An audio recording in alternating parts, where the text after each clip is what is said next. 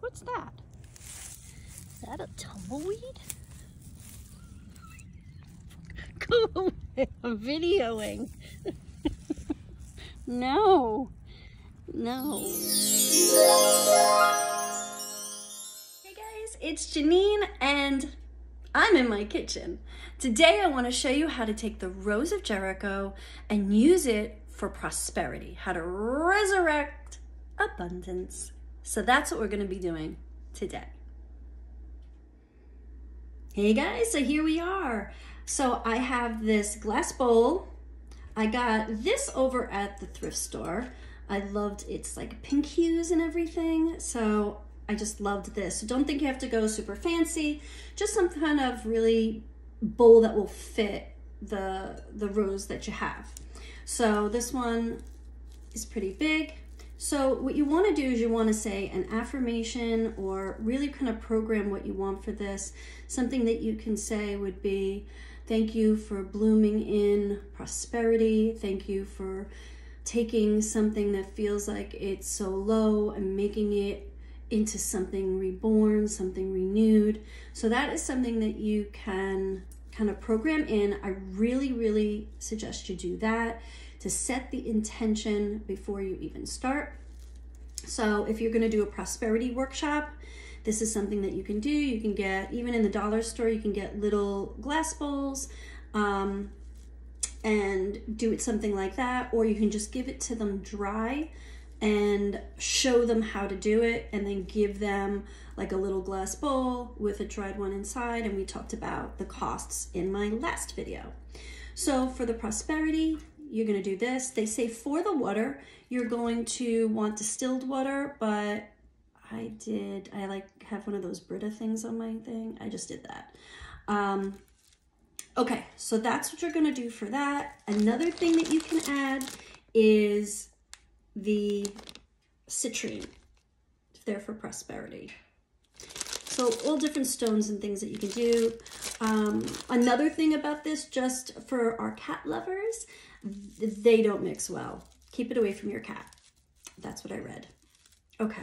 Some people put them in jars and fill it completely up to water, fill it completely in a jar of water. And this is not going to keep this alive. It can rot the roots, but what they're doing is they're using all the water and all the energy and intention on that. So there's different ways to do it. I want to have it where it's kind of blooming and growing, but I have seen in so many different like botanicas and videos and people I know who actually keep them in jars. So that's, if you see that, that's what that is. Okay, so let's get started. Okay, so if you're doing a workshop, you're going to want to fill the bowl that I just showed you with some water. They say distilled, but I used Brita and mine are okay. So crossing fingers. Here's some citrine. In another video, I'll show you how you can get these pretty cost effectively. If you want to hand one out, so if you're going to give a Rose of Jericho, one of these, in like I would put it in some tissue paper, wrap it up, give it to them. But this is a great prosperity workshop that you can do with these really cool giveaways. So you're going to fill up your water.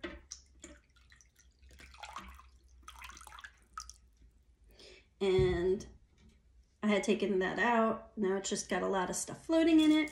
I'm going to put a couple of the citrine, which represents prosperity.